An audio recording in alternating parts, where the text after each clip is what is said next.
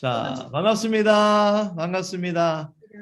오늘 감사합니다. 저녁반 성경이 읽어지네 저녁반 수업 우리 시작하도록 하겠습니다. 우리 손 한번 흔들어 주십시오. 감사합니다. 네, 감사합니다. 그러니까 다 마친 것 같네요. 수고하셨습니다. 자, 제가 기도하고 시작하겠습니다. 하나님 감사합니다. 오늘 이 밤도 불러주시고 또 주님의 말씀 가운데에 가하며 예수 그리스도 그 분을 우리가 더욱더 바라보게 하시고 말씀을 통하여 알아가게 하신 하나님의 은혜에 감사함을 드립니다. 우리가 이 말씀 가운데에 더욱더 예수 그리스도를 깊이 알아가게 하시고 또 말씀과 더욱더 가까워지는 이 한 시간 될 수 있도록 주여 인도하여 주시옵소서. 늦은 저녁 시간에 우리 사랑하는 성도님들 또 개인의 일들과 모든 것들을 마치고 이렇게 한자리에 모였습니다. 피곤한 육체 주님 힘을 주시고 힘 주시고 능력 주셔서 피곤치 않게 하시고 정말 이 시간 하나님의 말씀 가운데에 그 말씀이 기쁨으로 또 감사함으로 감격함으로 받아지는 귀한 은혜의 시간 되게 하여 주시옵소서. 이 시간 가운데 함께 하실 주님을 기대하오며 예수 그리스도의 이름으로 기도드리옵나이다. 아멘. 추석 연휴 잘 보내셨습니까? 네. 감사합니다. 추석 연휴 보내시고 이제 좀 쉬면 좋은데 한 분도 쉬자라고 이야기하시는 분이 없어가지고 그대로 진행할 겁니다. 네, 그대로 진행할 거고요. 이렇게 우리가 계속적으로 이어서 갈 수 있다라는 게 참 감사의 제목이 아닌가 그렇게 생각되어집니다. 오늘 우리가 함께 볼 성경 읽어진의 과는 사과입니다. 사과. 저희가 지난주에 삼과의 내용을 함께 우리가 나누었고 오늘은 사과의 이 내용을 함께 볼 텐데요. 사과의 제목을 우리가 이 시간 한번 같이 함께 보도록 하겠습니다. 사과 제목입니다. 네. 자, 함께 읽어볼까요? 사과 제목 시작. 두 유월절 지나 대접 훈련 MP까지 갈릴리 사역 완료. 네.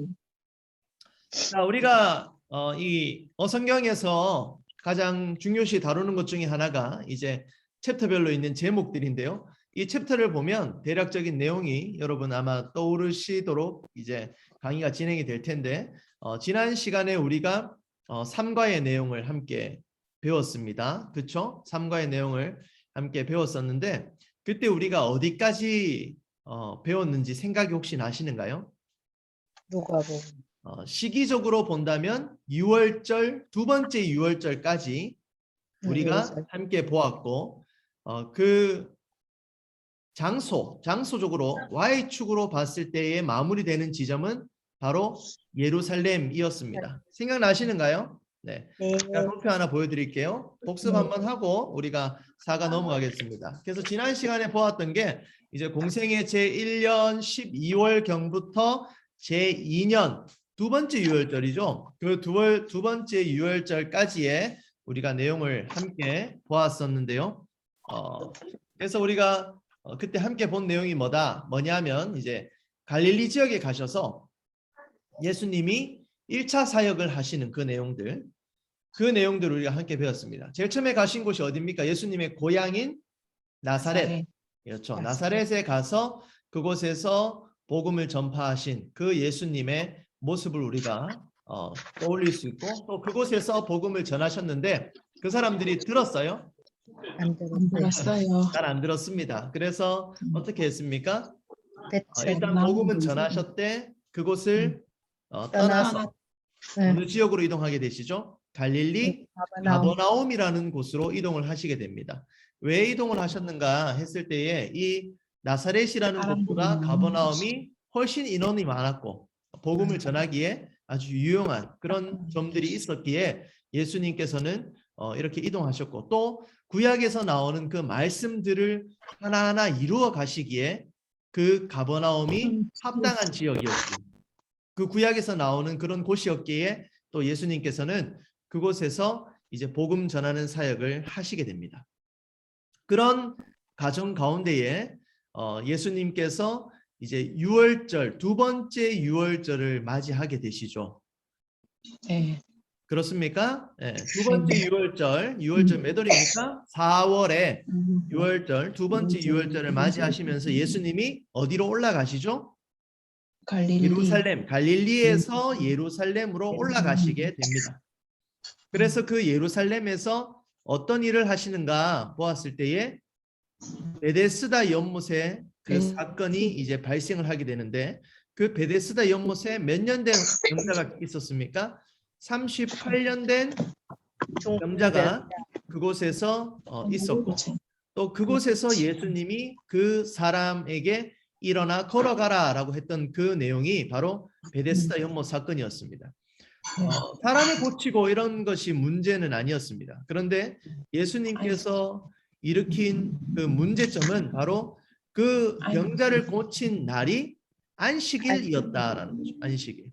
그래서 이 안식일 날 어떻게 이런 일을 행할 수 있는가 했을 때에 그 당시에 바리새인, 뭐 사두개파 대제사장들이 그 안식일에 이런 일을 행하는 사람은 뭐 용서할 수 없다, 이런 식으로 바라봤고, 또 예수님이 이런 시선 때문에 그 안식일에 대한 선포들을 쫙 하십니다.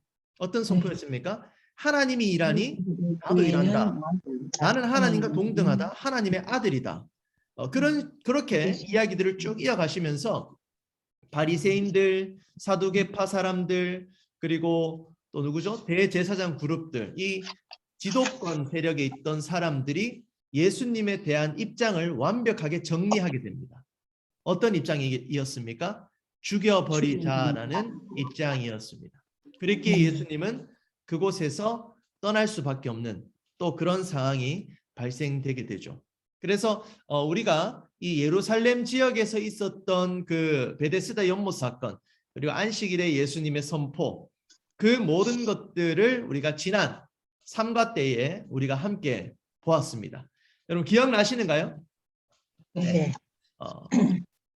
그렇게 해서 우리가 3가의 내용을 마쳤고, 이제는 4가의 내용을 함께 보실 텐데, 4가의 내용은 이렇습니다. 그 유월절, 두 번째 유월절이 이제 마무리가 되고 어느 시점인지는 모르겠지만 다시 예수님께서 예루살렘에 계시다가 갈릴리로 가시게 됩니다.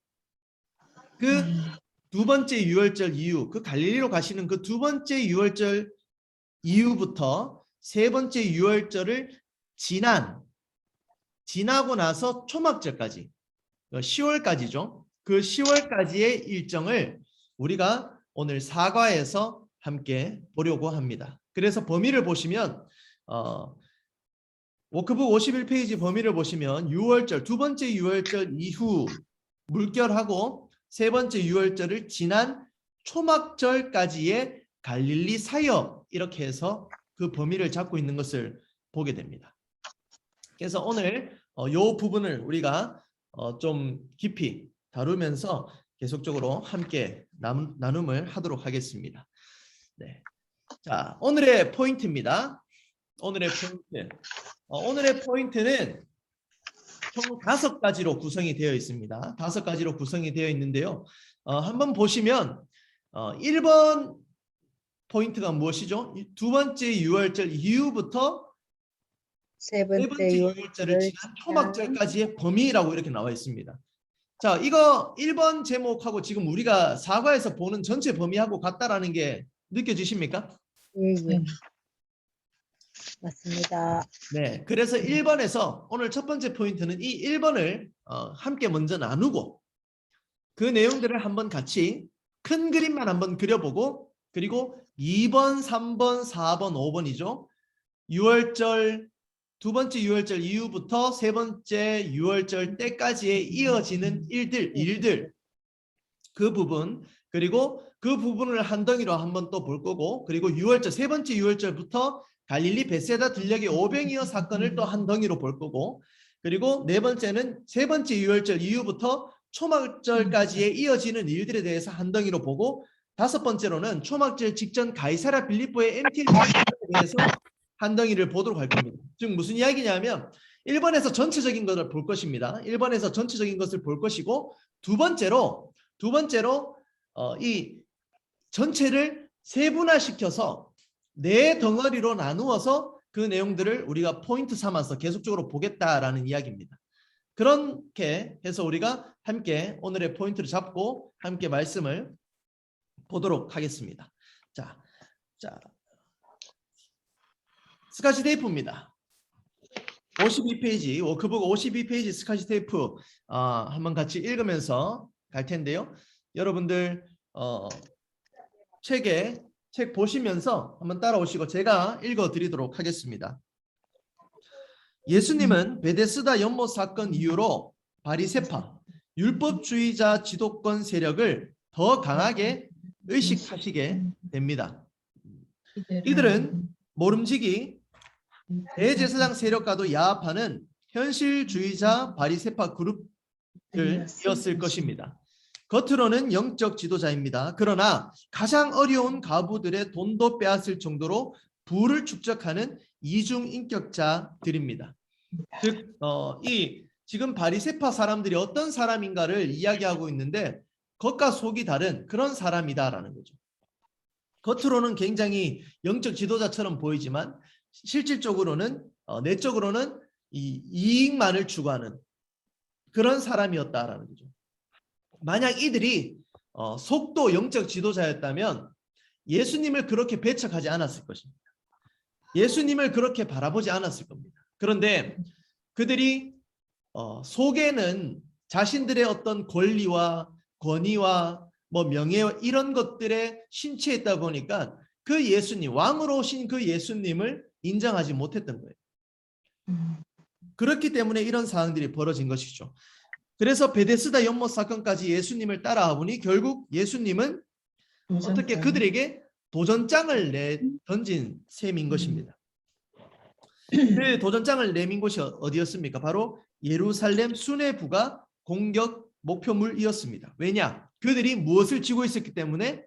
왕권을 쥐고 있었기 때문입니다. 여러분, 이들이 지금 살아가는 나라가 어떤 나라입니까? 창세기 12장부터 시작한 나라입니다. 더욱이 창세로부터 시작된 세계 역사 흐름 속에 이어지는 하나님의 왕권을 드러내는 그런 나라였다라는 것입니다. 외형적인 정치 측면으로는 로마와 헤롯 가문이 왕권을 장악하고 있었지만 내면적으로는 누가 왕권을 주도하고 있었습니까? 바로 대제사장, 바리새파, 사두개파 이들이 영적인 선생들의 주도권을 쥐고 있었다라는 거예요. 마치 유다 말기 왕들이 나라를 다스릴 때 예레미야를 반대했던 거짓 선지자들이 백성들을 인도했던 것처럼 말입니다. 소경이 소경을 인도하듯이 말입니다. 즉 무슨 말입니까? 지금 이 바리새파 사람들이 또 사두개파 대제사장 그룹들이 그 왕권을 쥐고 있기 때문에 예수님은 이 왕권을 다시금 회복시키기 위하여서 이 땅 가운데 오셨다라는 것이죠. 이 왕권은 너희들이 쥐고 있을 왕권이 아니다라는 것입니다. 그랬기에 그들이 있는 앞에서 보여줄 수밖에 없었고 그들에게 정식적으로 도전을 내밀 수밖에 없었던 것입니다. 그런 상황 가운데에 나타나는 현상이 뭐겠습니까? 이 두 부류의 충돌입니다. 충돌. 그것이 전쟁이다라는 거죠. 예수님께서는 지금도 도전하고 계십니다. 로마에게도 헤롯 가문에게도 그리고 유대의 선생들에게도 어떻게 도전하고 있습니까? 내가 유대인의 왕이다. 내가 유대인의 왕이다. 라고 말입니다. 여러분 유대인의 왕은 세계사 속의 왕이십니다. 다시 말하면 예수님은 지금 세상에 오셔서 그것을 주장하고 계시는 중이다라는 거죠. 왕싸움을 하는 중입니다. 성경은 정말 왕싸움 이야기입니다. 우리가 이 왕에 대한 개념은 구약에서 계속적으로 들으셨기 때문에 아마 바로 이해가 되실 겁니다. 그런 왕싸움을 왕권을 회복하고 왕권을 다시 되찾는 그런 일이 신약에도 이제 이루어지고 있는 거예요. 그러한 관점으로 우리가 볼 필요가 있다는 거죠. 애당초 예루살렘 성전의 장사꾼들은 채찍으로 내어 쫓으실 때부터 예수님은 그 메시지를 세상에 던지셨던 겁니다. 너희의 왕권이 아닌 이 나라는 내가 다스리는 나라고 내가 통치하는 나라지 너희가 왕권을 잡고 다스리는 나라가 아니다라는 것입니다.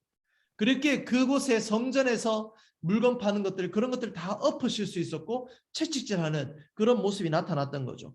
두 번째 유월절 때도 마찬가지입니다. 어떤 것을 선포하셨습니까? 내가 안식일의 주인이다. 나는 하나님의 아들이다. 나는 하나님과 동등한 존재이다라는 것을 예수님이 전하셨다라는 거죠. 그러므로 두 번째 유월절, 이 베데스다 연못에 있던 38년 된 병자를 고치신 사건이 앞으로 미칠 영향이 얼마나 대단한지 예수님은 알고 계셨다라는 거죠. 얼만큼 대단했습니까? 왕과 왕의 싸움이었다라는 거죠. 나라와 나라의 대립이었다라는 것입니다. 그 결과를 우리가 알고는 있지만 그만큼 이 부딪힘이 강력했다라는 겁니다. 왕권과 왕권의 대립이었고 나라 대 나라에 대한 대립이었다라는 거죠. 그랬기에 이들은 이제 공적으로 죽여야 한다고 발표도 했다라는 거죠. 그랬기에 예수님은 이런 분위기 속에서 예수님이 이제 이런 분위기를 아셨던 거예요. 이런 분위기를 뒤로하고 곧 예루살렘을 떠나신 것 같습니다. 그런데 성경에 어디에도 이게 언제다, 정확하게 언제다라는 것을 이야기하는 곳이 없어서 어성경에서도 이렇게 물음표로 기록을 했는데요. 언제 떠나신지는 정확히 알 수 없지만 사복음서였기 때문에 언제 떠나신지는 알 수 없지만 예수님은 어디로 향하고 계셨다? 갈릴리로 향하고 계셨다라는 것은 분명하다라는 것입니다. 자, 장소 이동입니다. 어느 축이죠? Y축의 Y좌표의 이동 순간인 것입니다. 사복음서 기록을 보면 앞으로 엄청나게 많은 갈릴리 사역들이 수북하게 쌓여 있습니다. 자, 이제 두 번째 유월절을 지나 다시 갈릴리 사역이 시작됩니다. 자, 두 번째 갈릴리 사역입니다. 갈릴리 2차 사역이라고 그렇게 명하겠습니다. 갈릴리 2차 사역입니다. 자, 우리 이러한 것들을 여러분들이 염두에 두시면서 자, 내용으로 한번 들어가 보도록 할게요. 54페이지입니다. 자, 지금 우리는 지금 X, Y 좌표를 따라 이동 중인 거 아시죠? 예, 6월절 2 사건을 뒤로 하고 Y 좌표 이동 순간부터 그리고 그 이후 다시 Y 좌표 이동 순간인 초막절 때까지를 우선 범위로 잡아놔야 합니다. 왜 도대체 왜 초막절까지냐? 한번 배워보도록 하겠습니다. 자, 먼저 첫 번째 큰 1번입니다. 큰 1번에서는 우리가 전체적인 큰 맥락을 잡으려고 합니다. 전체적인 큰 맥락을 잡을 텐데요. 먼저 제목을 1번 큰 1번을 보시면 6월절 두 번째 6월절 이후부터 6월절 세 번째 6월절을 지난 초막절 때까지의 범위로 잡을 줄 알기입니다. 전체적인 범위를 한번 먼저 보자라는 겁니다. 그래서 방갈로 1번에 보시면 여러분 6월절 두 번째 6월절 이후 예수님께서 어디로 가십니까? 다시 갈릴리로 가심입니다. 다시 갈릴리로 가심. 그 네모에다가 다시 갈릴리로 가심이라고 적으시면 되겠습니다. 좌표로 봤을 때는 어느 좌표입니까? Y좌표의 이동 순간입니다. Y좌표 이동 순간. 또 Y좌표 이동 순간이다. 보이시죠? 거기 옆에 보시면 30쪽으로 돌아가서 또 표시해 보세요라고 하는데 그 부분은 제가 지난번에도 뛰어넘었고 이번에도 뛰어넘습니다. 여러분들이 이 예수님의 행적을 하나하나씩 배워가시면서 그 30페이지를 다 완성해 보시면 좋겠습니다. 꼭 그거를 한 번쯤은 적어 보시면 좋을 것 같아요. 자, 두 번째 6월절 세 번째 6월절 세 번째 6월절에 예수님은 어떻게 하십니까? 예루살렘에 가시지 않으십니다. 자, 방갈로 2번입니다. 방갈로 2번입니다. 6월절 세 번째 6월절에 예루살렘에 올라가시지 않음.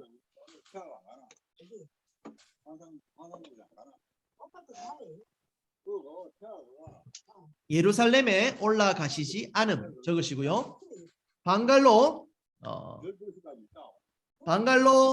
우리가 3번입니다. 방갈로 3번. 그리고 6월절 세 번째 6월절 이후에 초막절에 예루살렘에 올라가심입니다. 초막절에 예루살렘으로 올라가심.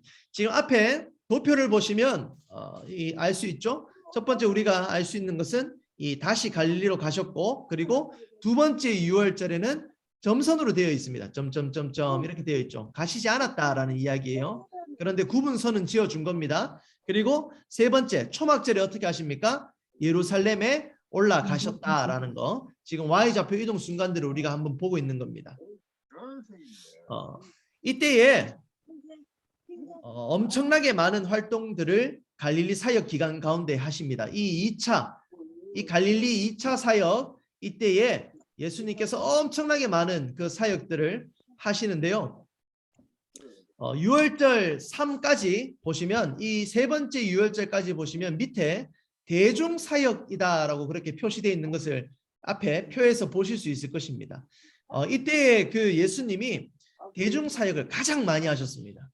그러니까 두 번째 6월절에서 이제 갈릴리로 가셔서 세 번째 6월절이 있기까지 그 기간 가운데에 예수님이 대중사역을 가장 많이 하셨다라는 것입니다.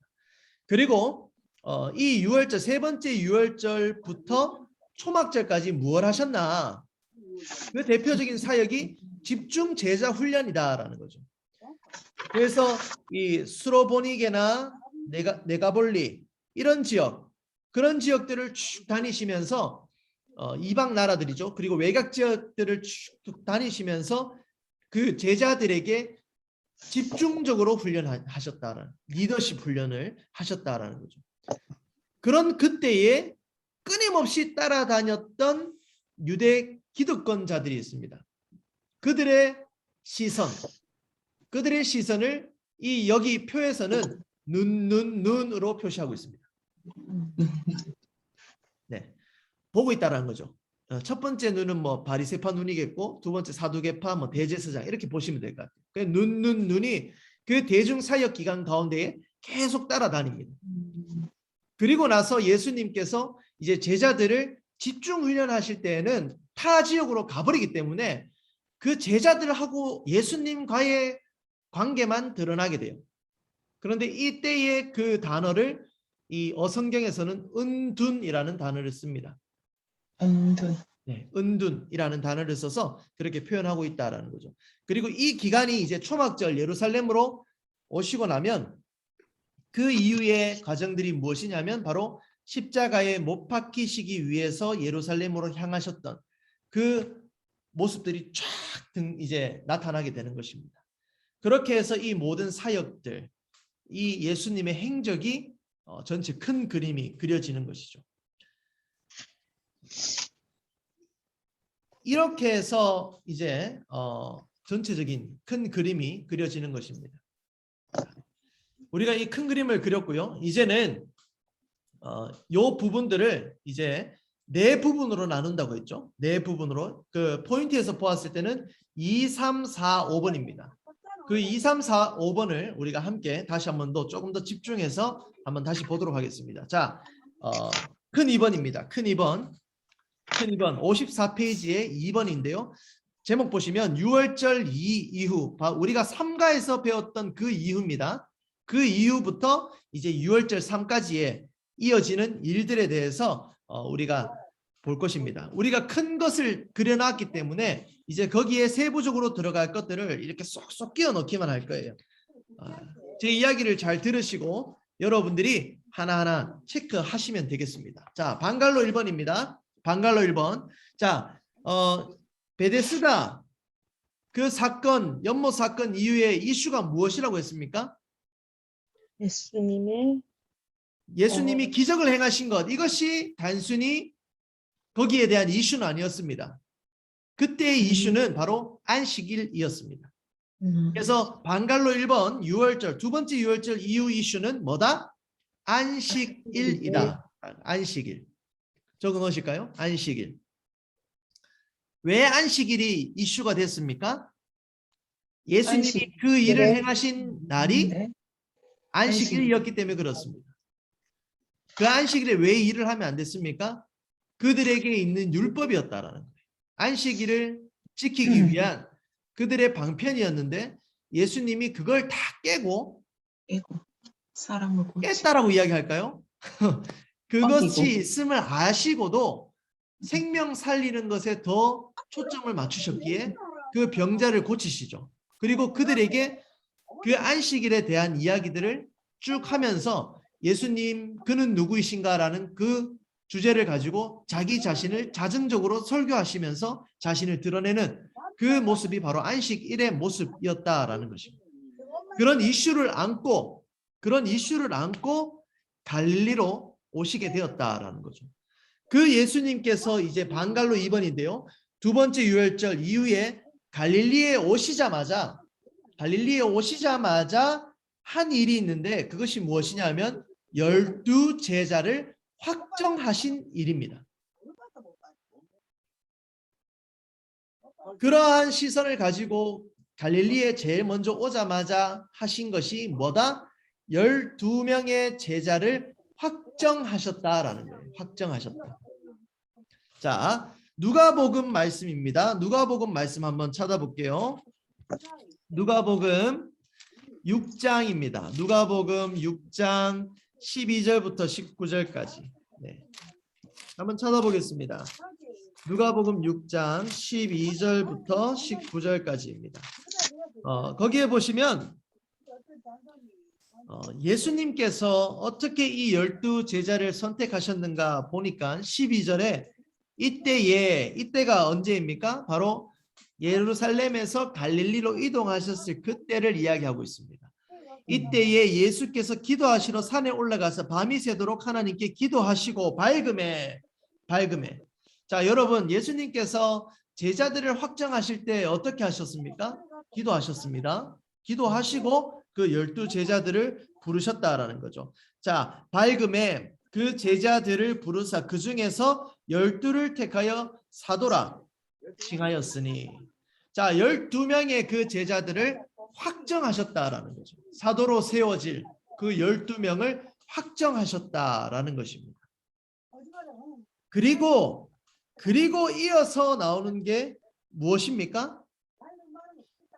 19절까지 누가복음 6장 12절부터 19절까지 하시고 20절에 가난한 자에게 복이 있나니 하나님의 나라가 너희 것이며 라고 하면서 산상수훈을 베푸시는 장면, 그 장면이 소개된다라는 거죠. 자, 우리가 요 부분을 좀 더 세밀하게 좀 보기 위해서 마태복음 5장으로 한번 넘어가 보도록 하겠습니다. 마태복음 5장.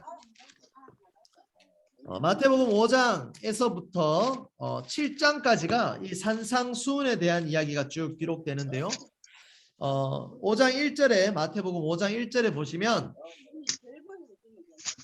자, 예수께서 무리를 보시고 산에 올라가 앉으시니 제자들이 나온지라 입을 열어 가르치시되 심령이 가난한 자는 이라고 하면서 예수님께서 산상수훈을 가르치시는 그 모습을 우리가 보게 된다라는 거죠. 왜 산상수훈이라고 하는지는 알고 계시죠? 예, 산에서 입을 열어 가르치셨다. 산 위에서. 그래서 산상수훈이다라고 그렇게 이야기를 합니다.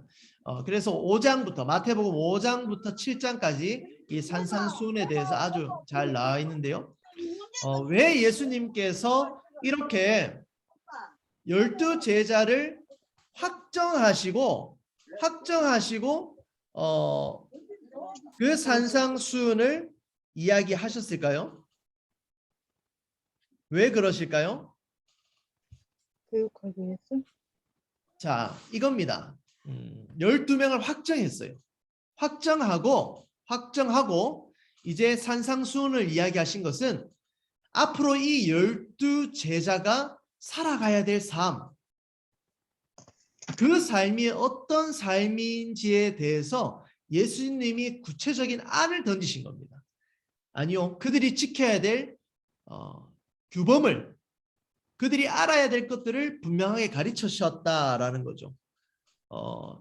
이 모습이 어떤 모습입니까? 바로 예수님의 그 나라가 어떤 곳인지를 이들에게 확정시키고 그들의 삶 가운데의 기반으로 이것을 두라라는 그 말씀으로 이 산상수훈을 베푸셨다라는 거예요. 열어 가르치셨다. 입을 열어 가르치신 거예요. 즉 이 산상수훈은 이 12명의 제자들이 앞으로 살아가야 될 삶의 모습이다라는 것이죠. 하나님 나라의 핵심 가치들을 그 12제자에게 전하고 싶으셨다라는 거예요. 그리고 그 말씀을 기반으로 너희가 살아야 된다라는 것을 말씀하시기 위해서 산상수훈을 그 12제자를 확장하신 후에 말씀하고 계신다라는 것입니다. 우리가 이런 모습을 보면 구약에 또 비슷하게 이어지는 한 부분이 아마 떠오르실지 모르겠습니다만 이 애굽에서 이스라엘 백성들을 인도하여 내시죠.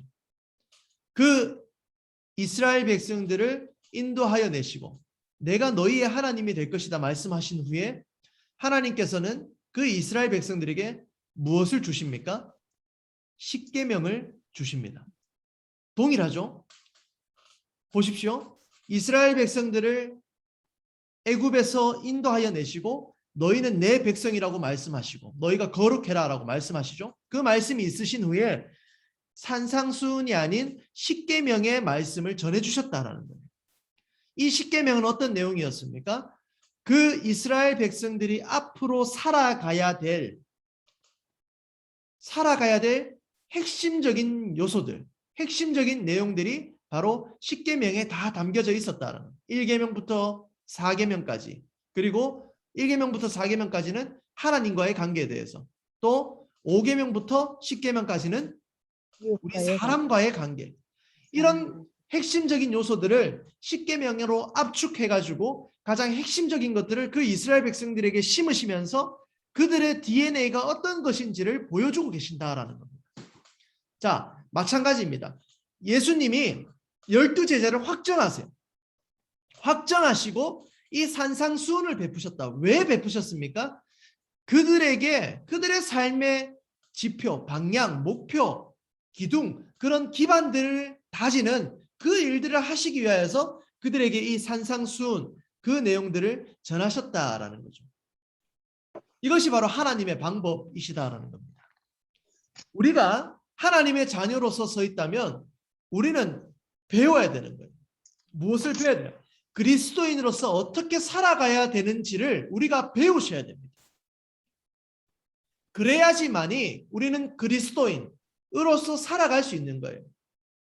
12제자가 산상수훈을 들어야지만이 그들이 12제자로 살아갈 수 있는 것이고, 이스라엘 백성들이 그 십계명을 알고 그 십계명으로 살아내야지만이 하나님의 백성으로서 살아낼 수가 있는 것입니다. 동일한 거예요.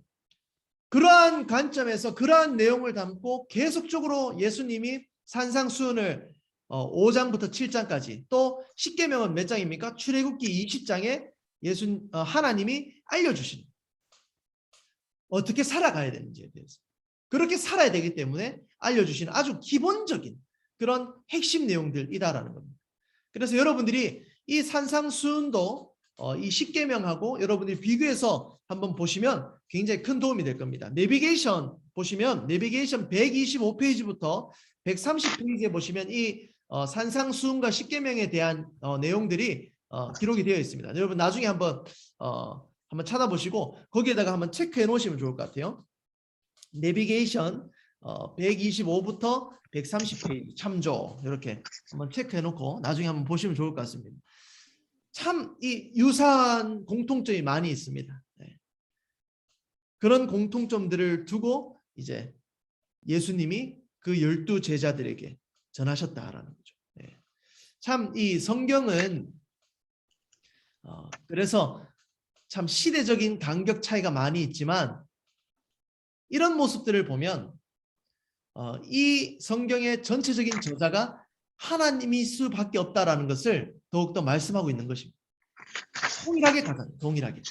동일하게 가고 있고, 이 성경을 통해서 예수 그리스도를 나타내고 구원을 나타내시는, 또 하나님의 백성으로서 어떻게 살아가는지에 대해서 알려주시는 그 내용이 바로 성경이다라는 거죠.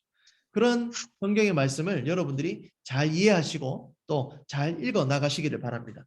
자, 세 번째 방갈로 3번입니다. 방갈로 3번. 그 이후 가버나움을 중심으로 엄청나게 많은 갈릴리 2차 사역을 하십니다. 갈릴리 2차 사역.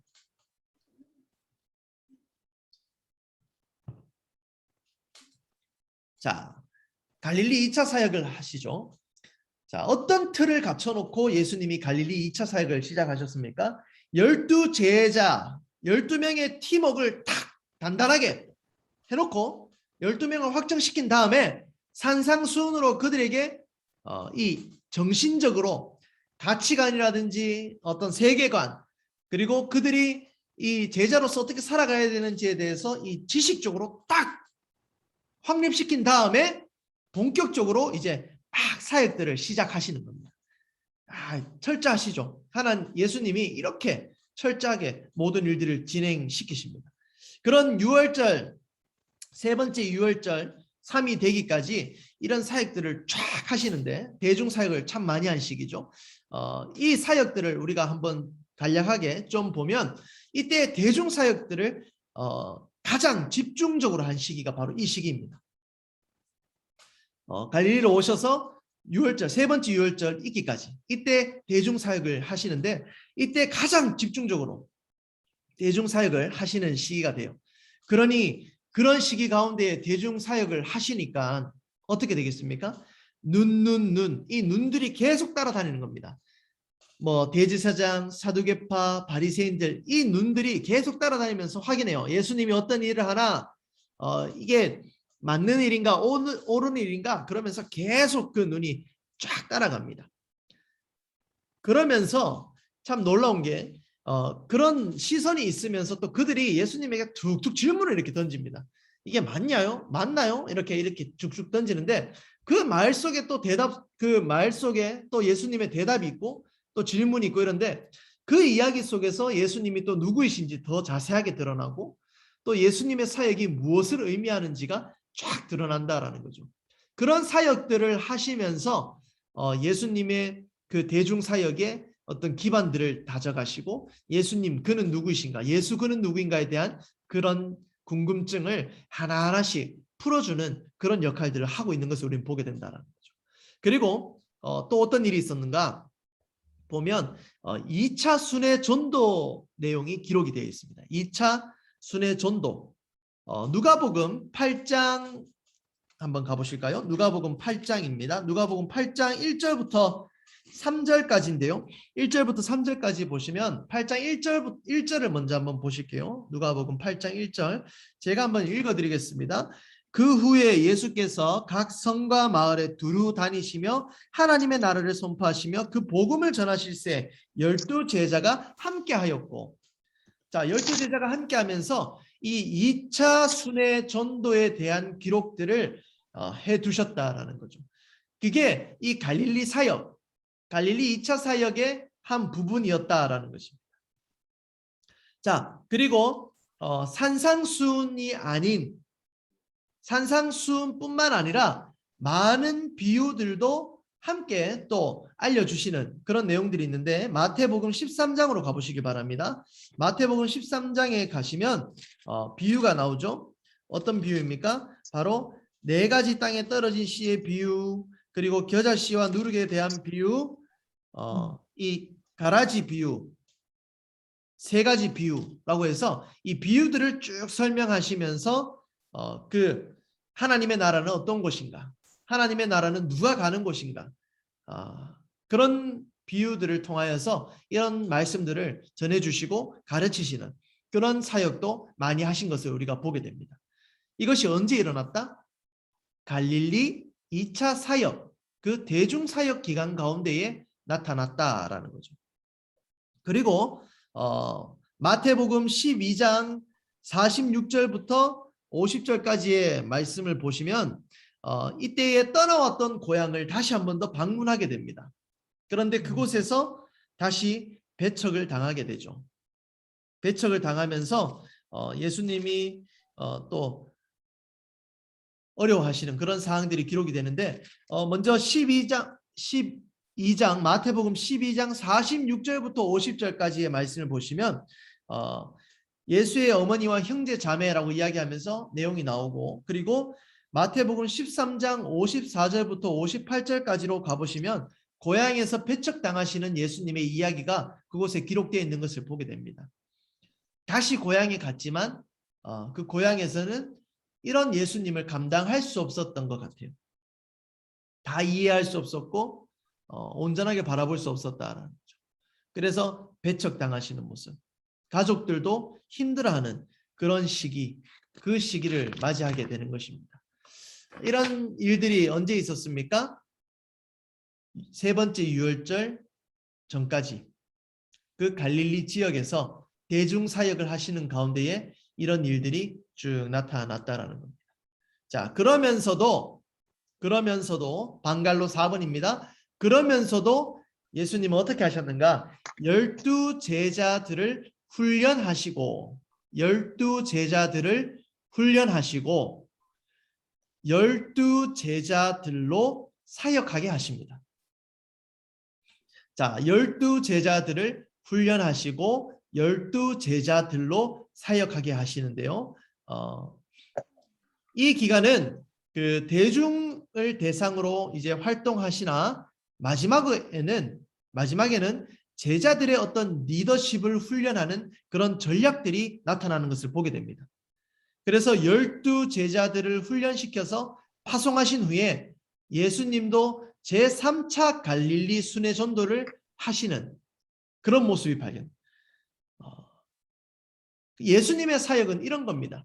갈릴리를 타겟으로 삼고 여기다가 맹공격을 퍼붓는 겁니다. 복음이 전해질 수 있도록 막 사람 12명 심어가지고 막 쫙 퍼뜨리고 가서 전해라. 팍!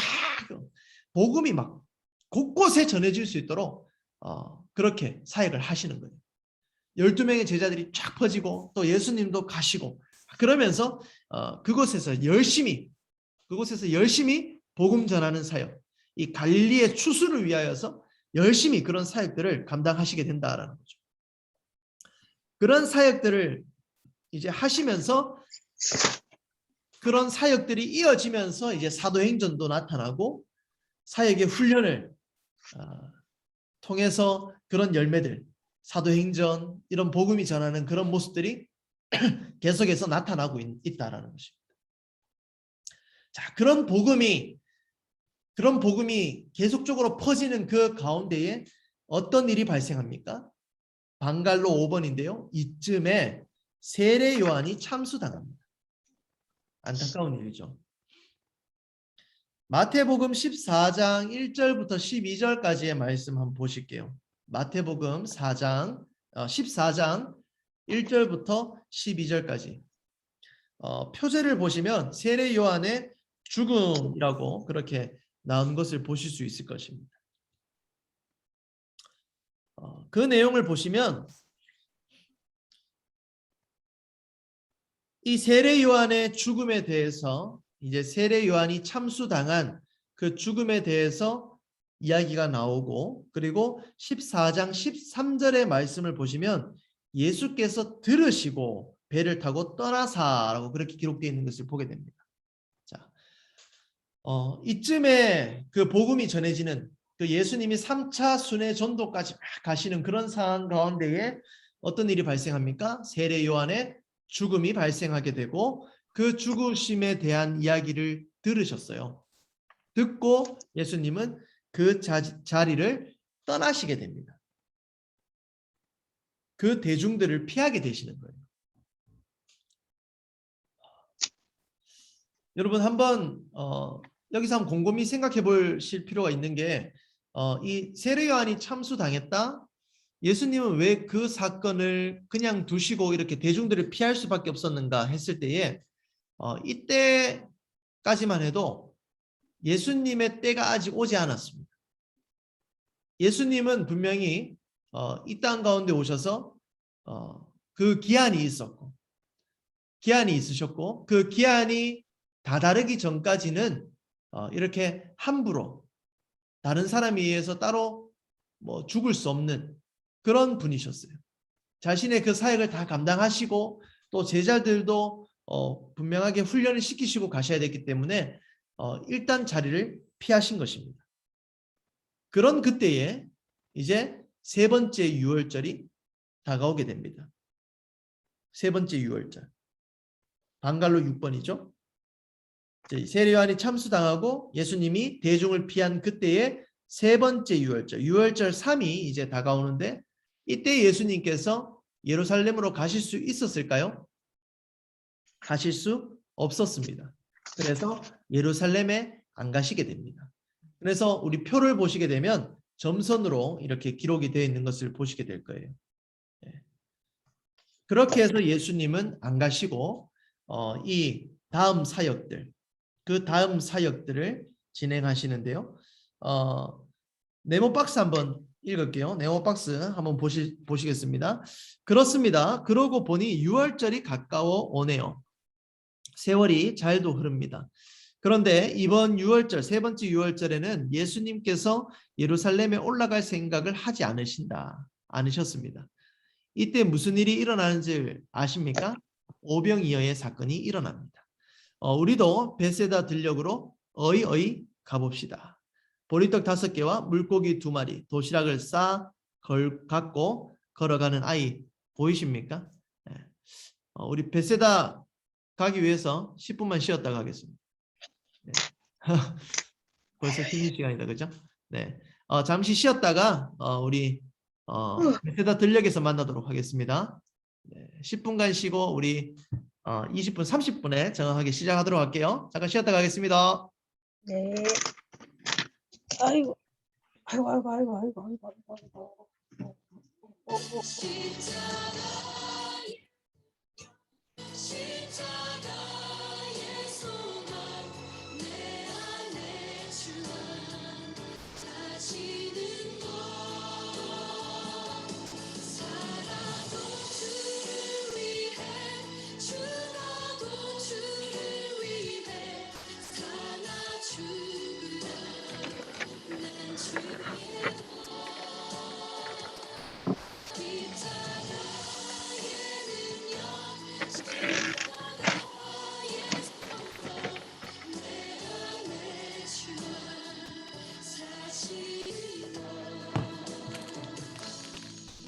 지극히 작은 자 죄인 중에 그래서 무익한 나 부르셔서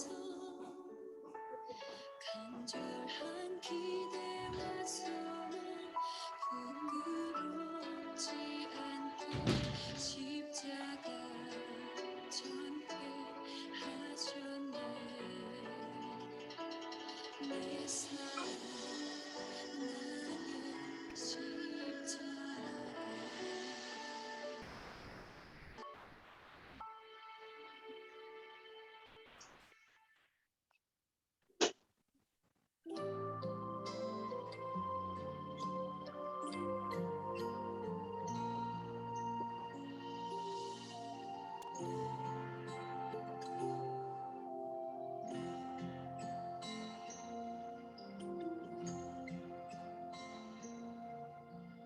이 세상을 살아가는 동안에 나의 힘을 의지할 수 없으니 기도하고 낙심하지 말 것은 주께서 참 소망이 되심이라 주의 길을 걸어가는 동안에 세상의 것 의지할 수 없으니 감사하고 낙심하지 말 것을 주께서 참 기쁨이 되심이라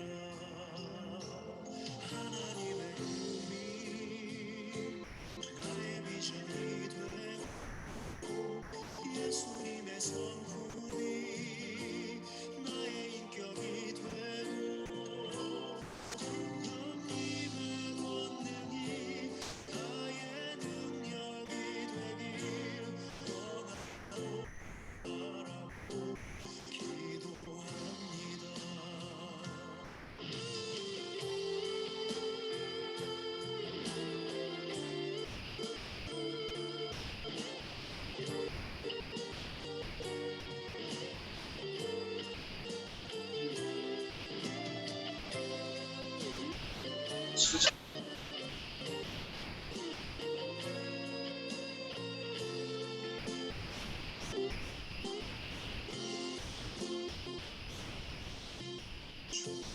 길을 걸어가는 동안에 세상의 것 의지할 수 없으니 감사하고 낙심하지 말 것을 주께서 참 기쁨이 되심이라 하나님의 꿈이 나의 주 예수님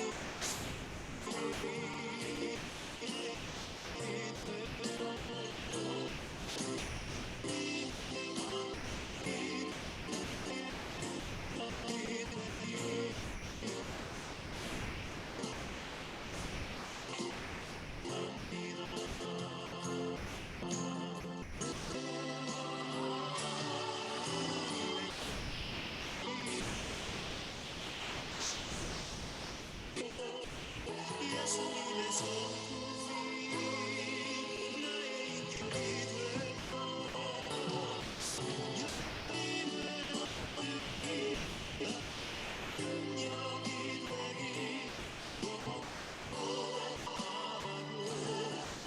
기도합니다. 영님의 권능이 나의 능력이 되기 원하고 바라고 기도합니다. 원하고 바라고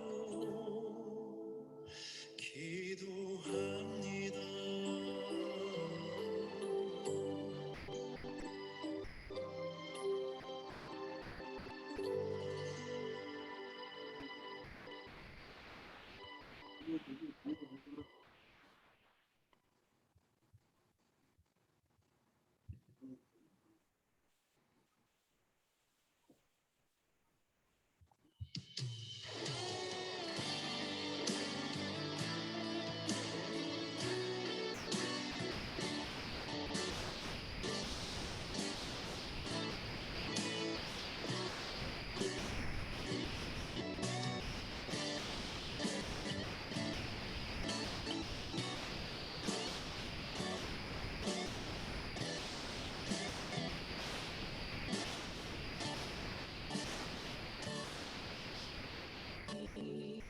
이곳에 생명샘 솟아나 눈물 고짝 지나갈 때에 모자나 열매 맺히고 웃음소리 넘쳐 요한복음 6장 한번 펴시고 우리 벳세다로 함께 가보도록 하겠습니다. 요한복음 6장 한번 펴보실까요? 요한복음 6장 펴시면 5,000명을 먹이시다라고 해서 오병이어 사건이 기록이 되어 있는데요. 그 장을 한번 펴놓으시고 우리 세 번째 이야기죠. 6월절, 세 번째 6월절에 갈릴리 벳세다 들녘의 오병이어 사건을 함께 보시도록 하겠습니다. 자, 10분간의 휴식 가운데에 앞의 내용들을 잊지 않으셨기를 바라면서 사건의 배경을 한번 잠깐 보도록 하겠습니다. 사건의 배경을. 예. 얘가 가물가물해서 그래요. 이제 예수님께서 어떤 상황이었습니까? 대중들을 피하시는 그 시기 가운데에 이 오병이어 사건이 나타난다라는 겁니다. 오병이어 사건이 나타나는데 여러분들께서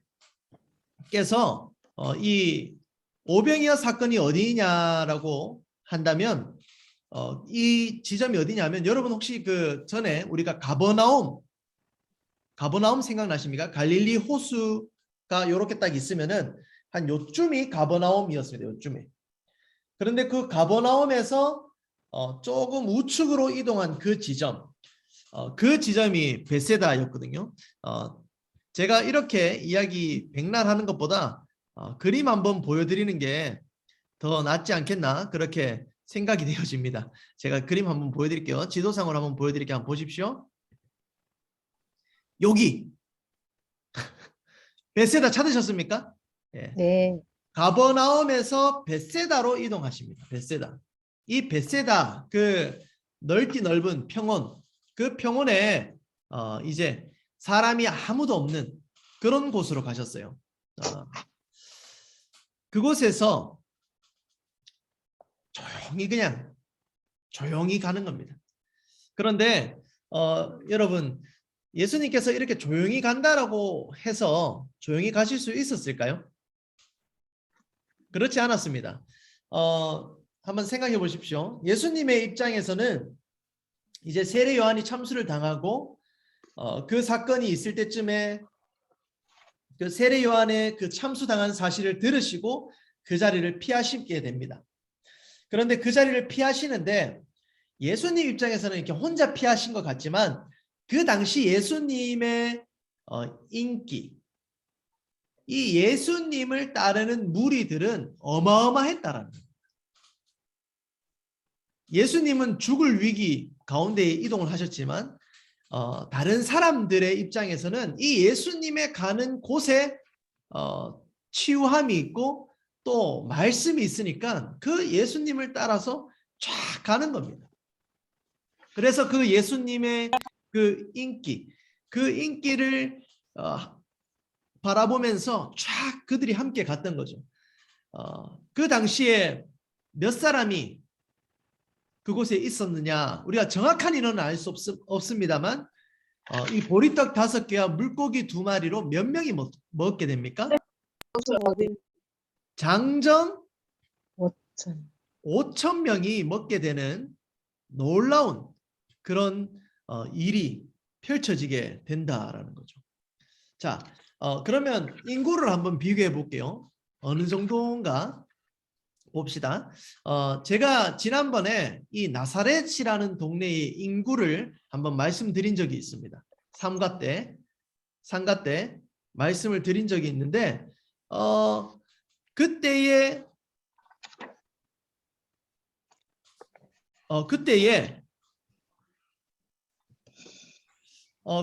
이제 인구를 말씀드릴 때 나사렛 인구가 몇 명이었는가 했을 때 한 200명을 이야기했습니다. 200명. 가버나움은 아주 큰 도시였다. 몇만 명이 있는 그런 곳이었지만 이 나사렛 지역은 200명밖에 되지 않았습니다. 그런데 가버나움에서 벗어나서 베세다로 이동했을 때 이 베세다에 지금 모여 있는 인원이 우리가 아는 인원 장정만 몇 명입니까? 5,000명이에요. 5,000명. 어느 정도 감이 잡히십니까? 예수님의 인기가? 오늘날 인구수로 생각한다면 사실 이 5,000명 적당하다 뭐 이렇게 이야기할 수도 있겠지만 당시에 5,000명 그리고 거기와 그 장정들과 함께 딸려있는 여자 그리고 아이들까지 이런 것까지 다 생각한다면 이 인원은 어마어마했다라는 것입니다. 그런 인원이 이 예수님과 함께 했고 그 예수님이 그들을 먹이셨다라는 거예요. 이런 사건의 배경을 갖고 있는 것이 바로 오병이어 사건입니다. 예수님은 조용히 갔지만 그 인기가 너무 커서 5,000명이나 장정들이 있는 그 외에도 더 많은 사람들이 있는 그곳이 바로 베세다 들녘의 오병이어 사건이었다라는 것이죠. 그런데 이런 오병이어 보리떡 5개와 물고기 2마리로 5,000명을 먹인 사건 이후에 어떤 일이 벌어지는가 보니 여러분 예수님을 왕으로 추대하려는 움직임이 일어나기 시작합니다. 우리가 요한복음 다 펴놓으셨을 텐데 요한복음 6장 15절을 한번 보시기 바랍니다. 6장 15절 한번 읽어보실까요? 그러므로 제자들이 바다에 그러므로 예수께서 그들이 와서 자기를 억지로 붙들어 임금으로 삼으려는 줄 아시고 다시 혼자 산으로 떠나가시니라. 자, 어떤 상황입니까? 예수님은 조용히 왔어요. 이제 세례 요한의 그 참수를 듣고 그 대중들을 피해서 조용히 왔어요. 근데 조용히 왔는데 이 사람들이 가만히 두질 않네요. 우리 왕이 좀 되어주세요라고 그렇게 예수님을 부추기고 있는 겁니다. 그런 어떤 추대하려는, 예수님을 왕으로 추대하려는 움직임이 곳곳에서 일어나게 된 거죠. 그런 그때에 이 예수님이 또 그 현장을 피하시게 되고, 그 현장에서 피해서 그 의미들, 이 오병이어의 의미들을 다시 한 번 더 설명하시는 그런 이야기가 등장을 하게 된다라는 겁니다. 자, 이렇게 보면 이제 오병이어 사건 때 왜 예수님이 피하셨는가? 왜 왕으로 이때 등극하시지 아니하시고 시간을 늦추시고 다시 한 번 더 오병이어의 사건을 설명하시는가라는 것을 알 수 있다는 거죠. 그러면서 그들에게 예수님이 베푼 그 음식을 먹은 그들에게 예수님이 이러한 일, 오병이어의 사건이 주는 일이, 이 사건의 일이 어떤 의미를 가지고 있고 이것을 어떻게 여러분들이 받아들여야 되는지에 대해서 예수님이 이야기를 해주시는데요. 그 내용이 방갈로 3번의 내용이에요. 56페이지 방갈로 3번 내용인데, 그 내용이 요한복음 6장 26절부터 71절까지 쭉 기록을 하고 있습니다. 그 예수님의 해석이 어떤 것인지 우리가 한번 볼 텐데요. 그 예수님의 해석이 어떤 것인지 여러분들은 이 해석을 들으시면서 기본적으로 이 사건의 배경과 그리고 사건 이후에 그 예수님을 왕으로 추대하려는 그 모습들을 여러분 가지고 계셔야 됩니다. 자, 예수님의 해석 들어갑니다. 예수님이 어떻게 해석하시는가 보십시오. 6장 26절입니다. 6장 26절. 6장 26절을 보니까 이렇게 기록하고 있어요. 예수께서 대답하여 이르시되 내가 진실로 진실로 너희에게 이르노니 너희가 나를 찾는 것은 표적을 본 까닭이 아니요 떡을 먹고 배부른 까닭이야. 무슨 말인지 이해가 되십니까? 어떻게 좀 받아들여지세요? 예수님이 이렇게 이야기하시는 거예요. 너희 배부르지? 너희 좀 풍요한 것 같지? 잘 된 것 같지? 내가 계속 잘 되게 해줄 것 같지? 그래서 나를 왕으로 세우는 거지? 이렇게 이야기하시는 거예요. 즉 사람들이 이야기하고 사람들이 꿈꿨던 것은 그거예요. 풍요, 물질주의, 다산, 그런 기복적인 신앙을 가지고 있었던 거예요. 이 사람들의 그 왕 되는 조건, 그러니까 이 사람들이 예수님을 왕으로 추대하려는 조건이 무엇이었냐면 그 약함에서 벗어날 수 있고 그 배고픔에서 벗어날 수 있고 그 가난함에서 벗어날 수 있는 그 방법을 예수님을 통해서 찾고 있었다라는 것입니다. 이건 절대 신앙이라고 이야기할 수 없습니다, 여러분. 이건 절대 신앙이 아니라는 거예요. 이거는 기복신앙입니다. 돈 많으면 예수님 믿고 돈 없으면 예수님 안 믿는다. 이건 기복신앙이죠. 예수님이 나를 배부르게 하네? 그럼 예수님 믿어야지. 내가 힘들고 어려워. 그럼 예수님 없어. 예수님 안 믿어. 이건 기복신앙이다라는 거예요. 지금 오병이어의 사건을 경험한 그 사람들의 심령 가운데, 심정 가운데에 이 마음이 있었던 거예요. 그것을 예수님이 간파한 것입니다. 너희가 지금 배부르니까 배부르게 한 나를 왕으로 추대하려고 하는 것 같은데 그거 아니야. 그거 바른 신앙의 모습이 아니야. 바른 신앙의 모습은 6장 27절부터 51절까지의 내용이야 라고 그렇게 이야기하고 계시는 거예요. 그 바른 신앙의 모습이 어떤 모습입니까? 바로 예수님을 믿는 일, 예수님을 믿는 일이 바로 바른 신앙이다 라는 것을 예수님이 해석해 주시는 거예요.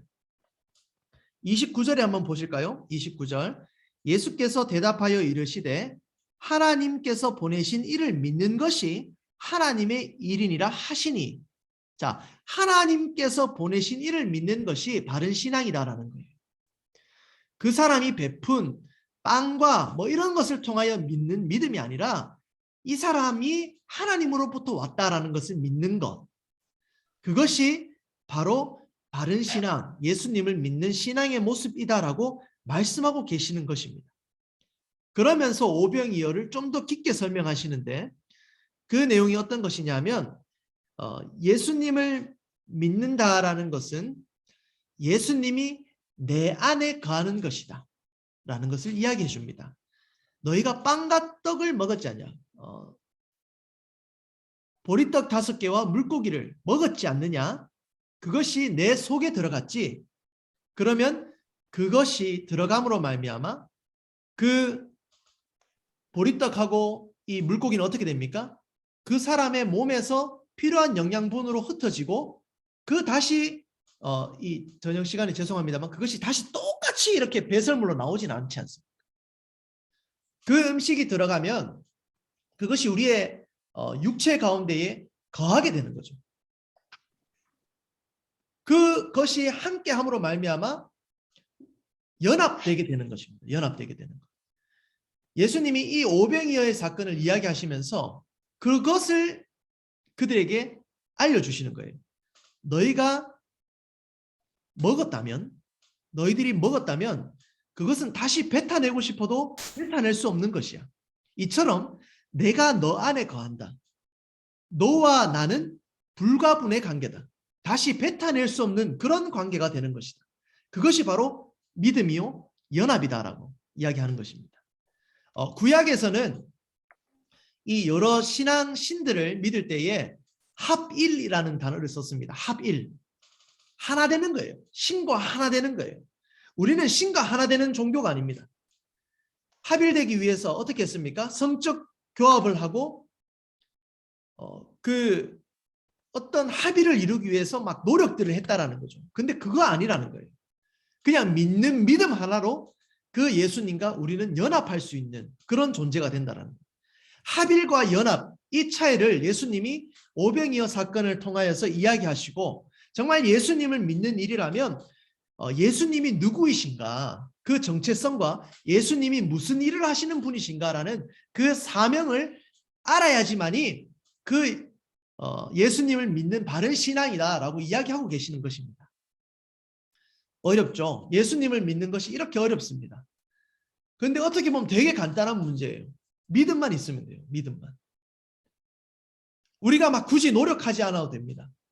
다른 이방 종교를 믿을 때 보시면 막 합의를 이루기 위해서 성적인 관계를 가지고 막 그렇게 해서 신을 불러내고 신과 합의를 하고 막 그런 모습들을 나타내잖아요. 그런데 그런 거 아니에요. 우리가 믿는 믿음 하나만으로도 그 예수님과 우리는 연합할 수 있는, 뗄래야 뗄 수 없는 그런 사이가 될 수 있는 존재, 그런 존재가 바로 우리이다라는 것입니다. 불가분한 존재. 그래서 우리가 성찬식 때 그거 하잖아요. 떡과 포도주를 나누지 않습니까? 이 떡을 마심으로 우리가 예수 그리스도와 예수 그리스도의 그 죽으심에 동참하고 또 그 살과 피를 먹음으로 우리가 부활에 동참하고 영원한 생명을 얻는 것에 또한 동참하고 연합한다라는 그런 의미를 가지는 게 성찬이지 않습니까? 지금 이 오병이어 사건을 통하여서 지금 그 많은 사람들에게 성찬의 의미를 그대로 이야기하고 계시는 거예요. 자, 내가 베푸는 이 음식을 너희가 먹었다. 그 먹었다면 너희들이 배불러서 나를 왕으로 세우는 것이 아니라 내가 베푼 음식을 먹음으로 말미암아 너희는 나와 하나가 된 것이다. 내가 누구인지 봐라. 하나님의 아들이다. 내가 하나님이다. 라는 그 믿음을 가지는 것을 지금 이 오병이어 그 사건의 현장에 있었던 사람들에게 말씀해 주고 있는 것이다. 라는 것. 어렵죠? 네. 굉장히 이해하기 어렵고 힘든 신앙의 이야기입니다. 그런데 어떠한 개념인지는 여러분들이 좀 잡으시면 좋겠습니다. 우리가 빵과 그냥 물질만을 추구하면서 기복신앙을 가지고 있다면 여러분 이러한 기복신앙을 가지고 있는 자들은 진리, 그 본질 앞에서 그 복음 앞에서 산산이 깨어집니다. 하지만 예수님을 믿고 있는 자들은 어떠한 상황이 와도 예수님을 떠나지 않습니다. 이것이 바른 신앙의 모습이다라는 거예요. 더 어렵겠습니까? 다시 한번 정리할게요. 지금 이 5,000명 그 오병이의 사건을 겪은 사람들은 기복신앙을 갖고 있는 자들이었습니다. 그런 자들에게 예수님은 진리를 선포하신 거예요. 그러니 그들이 그 선포를 들을 때에 어떻게 되겠습니까? 산산이 깨어지는 겁니다. 떠날 자들은 떠나게 되고 남을 자들은 남게 되는 거죠. 누가 바른 신앙을 가진 자이겠습니까? 그 말씀을 듣고 그 말씀을 믿는 자가 바로 예수 그리스도를 믿는 자가 된다라는 거죠. 예수님과 가까이 있었던 제자들 중에도 예수님을 떠났던 제자들이 있습니다. 그런 자들이 무엇 때문에 떠났습니까? 대표적인 예가 가룟 유다지 않습니까? 그 가룟 유다가 왜 떠났죠? 예수님에 대한 믿음이 없었습니다. 그가 믿고 있는 것은 오로지 물질적인 것이었어요. 그렇기 때문에 예수님을 떠날 수밖에 없는 겁니다. 진리가 딱 다가오니까, 진리가 다가오고 그의 인생 가운데 진리로 말미암아 위기가 다가오니까 산산조각 나는 겁니다. 그의 인생이 무너지는 거죠. 우리의 신앙을 한번 점검해 보실 필요가 있어요. 이 오병이어 사건을 통해서 우리가 과연 이 예수님을 믿는다라는 이 믿음이 뭔가 했을 때 여러분들이 이 예수님으로부터 오는 복만을 추구하면서 살아가는 자들인가? 그러니까 이 복이라는 것은 이제 물질적인 거, 풍요로움 그런 것만을 추구하기 위해서 우리가 예수 그리스도를 믿는가? 아니면 내가 정말 고난 가운데도 예수 그리스도를 떠나지 않고 있는가? 이런 모습들이 우리의 삶 가운데 나타나는 신앙의 모습이 될 수 있다는 것입니다. 그건 여러분들 스스로가 한번 점검해 보시면 좋겠습니다. 오병이어의 사건은 과연 바른 신앙이 무엇인가 라는 것에 대해서 예수님이 다시 한 번 더 해석을 통해서 이야기해 주시고 그 진리를 깨닫도록 그들을 돕고 계신다는 거죠. 자, 그런 예수님의 해석이 있고 난 뒤에 이제 6월절 세 번째 6월절 이후에 초막절 때까지 일어나는 일들, 그 일들을 우리가 함께 보도록 하겠습니다.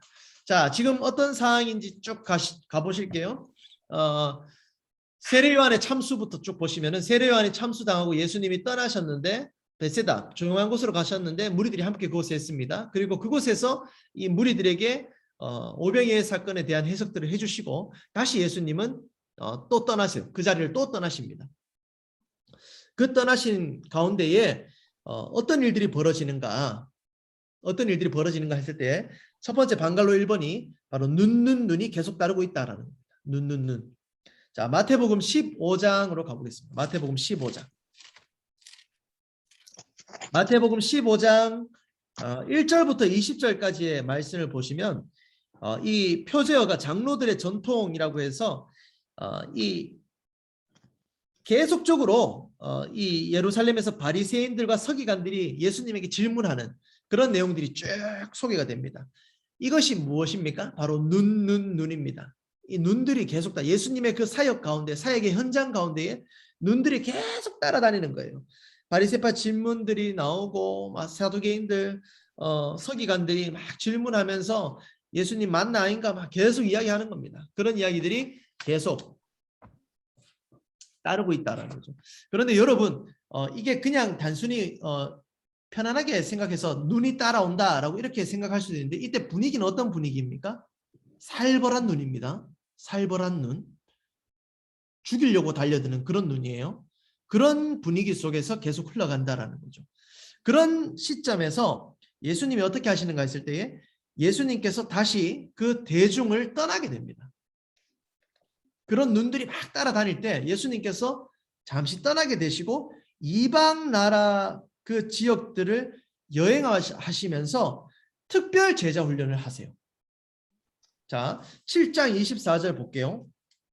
마가복음 7장 24절. 마가복음 7장 24절에 보시면 마가복음 7장 24절에 보시면 예수께서 일어나서 거기를 떠나 두로 지방으로 가서 한 집에 들어가 아무도 모르게 하시려 하나 숨길 수 없더라. 숨길 수 없는 그 예수님 들켰습니다. 두로 지역에 계시는 거 들켰습니다. 이게 이방 지역으로 다니시는 그 모습이 포착되었다라는 거죠. 그 모습을 보니까 이제 이방 나라들로 다니시면서 대중들은 거의 다 떨어져 나간 것 같아요. 대중들은 다 떨어져 나가고 누구만 남습니까? 이제 12 제자들. 그 12 제자들만 데리고 이제 실질적인 훈련에 들어가기 시작합니다. 여기서 이제 은둔이라는 단어가 등장을 하는데요. 예수님께서 이방 나라로 다니시는 그 단어 은둔.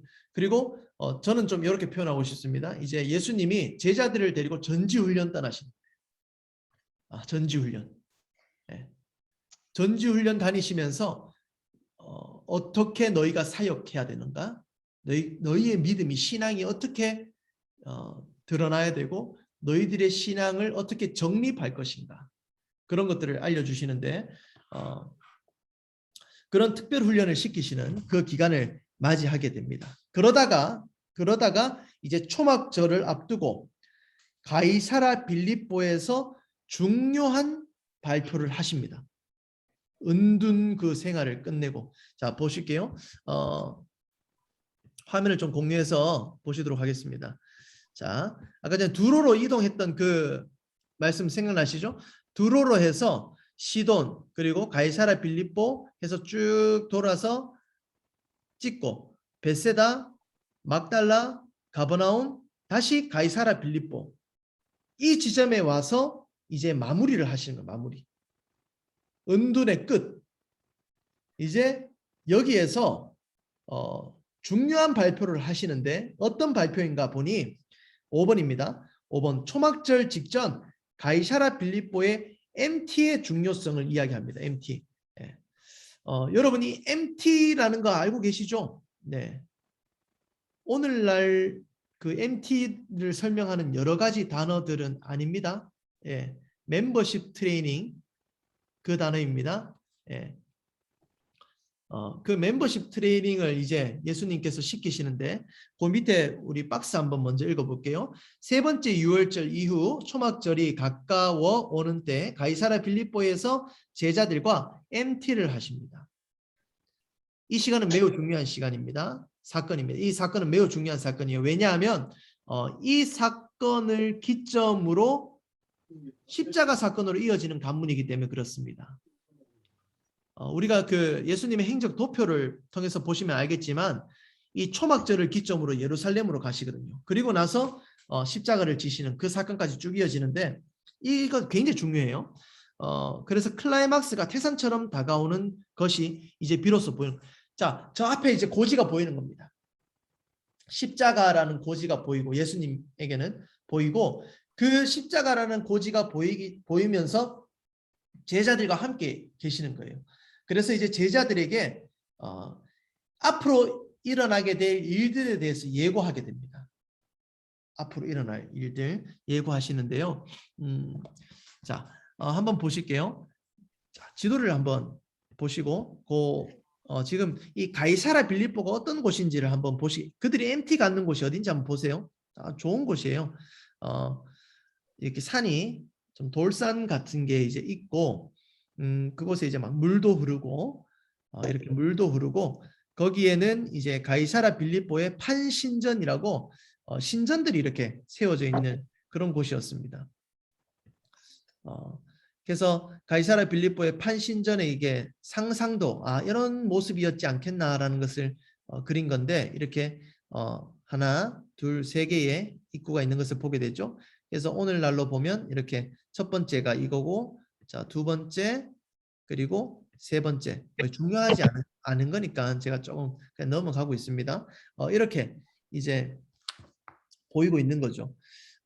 왜 이곳에서 예수님이 그 MT를 하셨는가? 이제 아주 중요한 시점이지 않습니까? 어떻게 보면 예루살렘 성전에서 이런 훈련들을 해야 되지 않는가라는 그런 생각도 있는데 예수님께서는 이 지역을 택하신 이유가 있었던 거예요. 택하신 이유가 있었는데 그 조용한 공간에서 예수님이 전하고 싶었던 메시지가 분명히 있었다라는 것입니다. 그런데 그 메시지가 어떤 것인가 보니까 여러분 마태복음 16장을 좀 한번 가보실게요. 마태복음 16장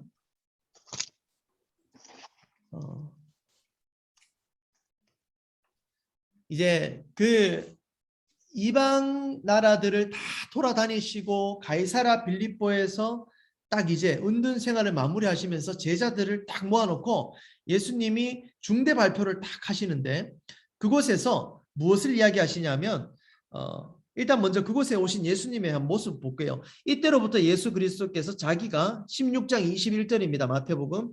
이때로부터 예수 그리스도께서 자기가 예루살렘에 올라가 장로들과 대제사장들과 서기관들에게 많은 고난을 받고 또 죽임을 당하고 제3일에 살아나야 할 것을 제자들에게 비로소 나타내시니라.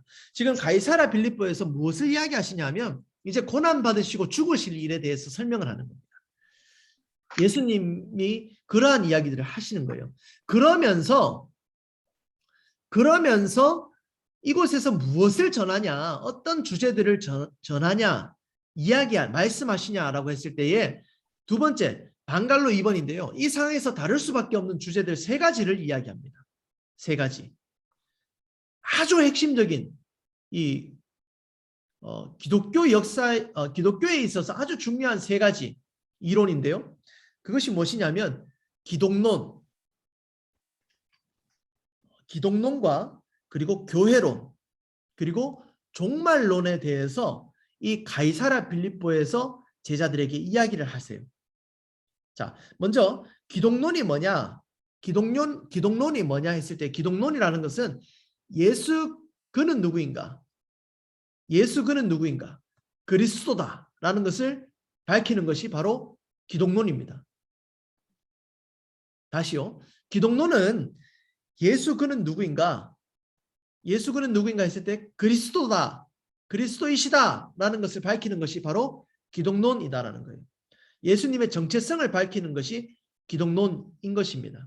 그래서 첫 번째 주제로 그걸 이야기하는데 그것을 이제 제자들의 입술을 통하여서 고백해 하는데 16장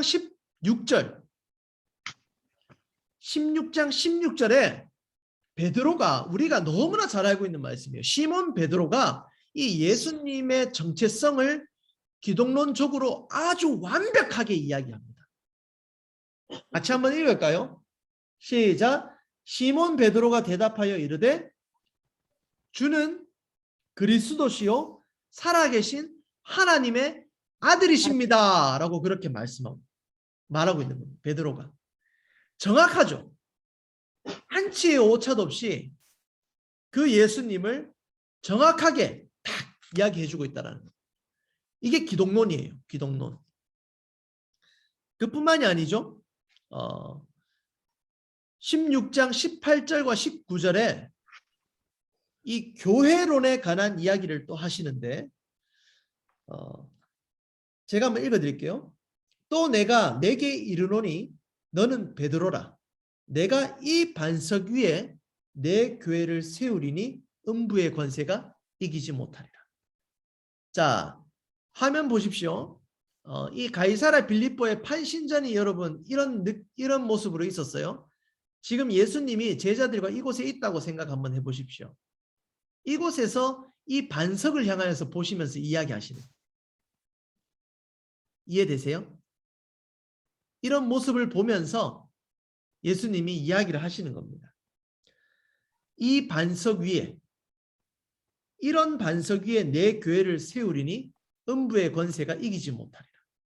그렇게 이야기하시는 겁니다. 베드로를 향하여 반석이라고 한 것도 맞지만 이 반석을 또 보면서 직접적으로 보면서 실물을 보여주면서 그 권세, 그 음부의 권세가 이기지 못할 이런 반석 위에 내가 세우겠다라는 것을 교회론 보여주신다라는 거죠. 내가 천국에서 천국 열쇠를 내게 주리니 내가 땅에서 무엇이든지 매면 하늘에서 매일 것이고 내가 땅에서 무엇이든지 풀면 하늘에서도 풀릴 것이다 라고 하면서 교회에 대한 이 교회론, 그 교회론을 전해주고 있다라는 것입니다. 자, 그리고 세 번째 종말론에 대해서 또 이야기하시는데요. 종말론.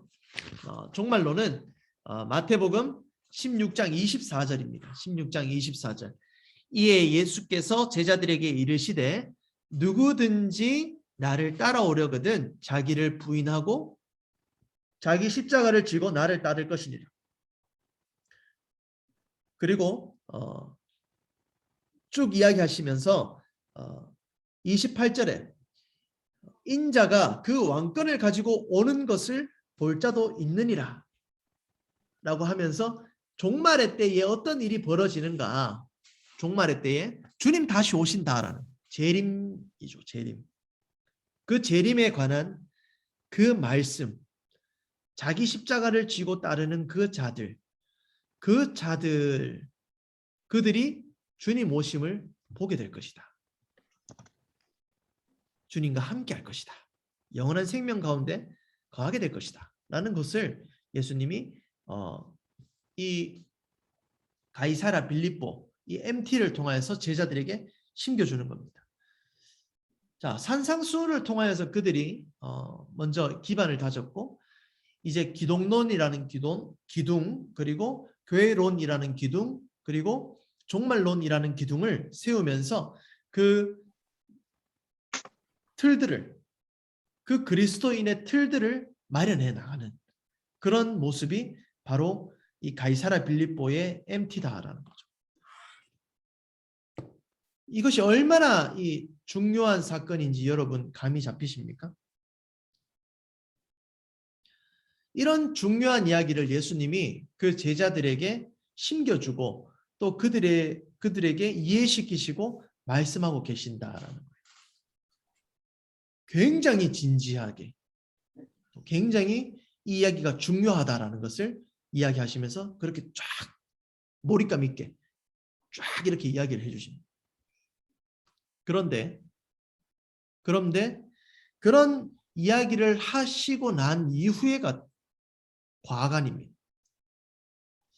어떤 일이 벌어지냐면 MT 그 이후인데요. 뒤에 박스가 있습니다. 뒤에 박스를 한번 보시면 제자들은 가이사라 빌립보 변화산 등지에서 특별한 경험을 하게 됩니다. 그리고 병 고치고 물리를 걸으시는 이적들과는 다른 경험을 하게 되었죠. 그러나 무엇보다도 제자들을 흥분시킨 것은 무엇입니까? 이제 드디어 예루살렘으로 올라가는구나 였습니다. 이제 예루살렘. 제자들 콧구멍이 벌름거리시는 거예요. 이 막 왜 흥분하면 콧구멍 벌렁벌렁거리잖아요. 그런 모습이. 왜 그랬을까요? 자, 예수님은 지금 예수님께서 하신 말씀은 어떤 말씀이셨습니까? 이제 내가 죽으러 간다. 고난을 당할 것이고 십자가를 지게 될 것이고 죽을 것이다. 그런데 너희들에게 꼭 전할 내용들이 있다. 그것이 뭐다? 기독론이요, 교회론이요, 종말론이다. 라고 이야기를 하십니다. 그런데 제자들이 받아들이기에는 그러한 것보다 더 다른 것들을 받아들이고 있다는 거죠. 바로 예수님이 예루살렘으로 가시게 되면 그 예수님이 왕으로 올라가시는 그런 경험을 우리가 함께 겪을 것이다라는 것을 그들이 생각하게 된 겁니다. 그러니 예수님의 분위기는 굉장히 심각하고 진지하신 반면에 제자들의 분위기는 어떻습니까? 다른 생각하는 거예요. 동상이몽입니다. 동상이몽. 지금 그 네모에 적었어요. 동상이몽. 네. 같은 곳에서 같은 이야기를 하고 있지만 전혀 다른 생각을 하고 있는 겁니다. 이제 예수님께서 예루살렘으로 가시게 되면 우리는 어떻게 될까? 이제 그거를 고민하게 되는 거예요. 예수님은 어떻게 된다라고 이야기하셨죠? 고난당하고 십자가 지실 것을 이야기하셨는데 제자들 모습 한번 볼게요. 18장입니다. 마태복음 18장. 마태복음 18장 1절부터 5절까지 보시면 천국에서 큰 사람이 누군가라고 하면서 자, 예수께서 나와 예수의 천국에서 누가 크니까 그렇게 이야기할 때에 이들이 무슨 이야기를 하냐면 누가 예수님 옆자리에 앉습니까? 라는 그런 쓸데없는 이야기합니다.